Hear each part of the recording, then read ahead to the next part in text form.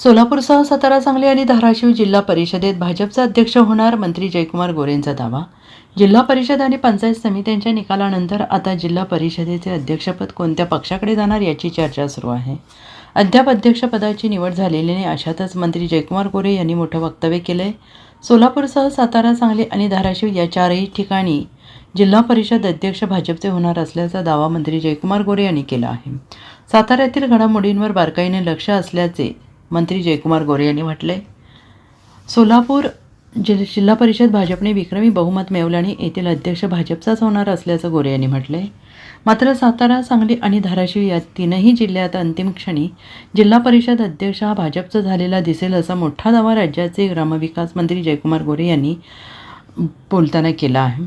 सातारा जिल्ह्यात भाजप सगळ्यात मोठा पक्ष असून सत्तेसाठी 5 ते 6 जागा कमी पडत आहेत. सातारा जिल्ह्यात आम्ही थोडे कमी पडलो हे आम्हाला मान्य आहे, पण इतिहासात पहिल्यांदाच एवढ्या मोठ्या संख्येनं जागा आम्ही जिंकून दाखवल्या आहेत. मात्र राज्याचे मुख्यमंत्री देवेंद्र फडणवीस हे महायुती म्हणून जिल्हा परिषद सत्ता स्थापनेसाठी तयारीत आहेत. त्यामुळे जरी निवडणूक आम्ही एकमेकांच्या विरोधात लढलो तरी आता निवडणुका संपल्या असल्याने पुन्हा एकत्र यायला काहीच अडचण नाही असं गोरे यांनी म्हटलं आहे. Bureau report SPN Marathi, Solapur.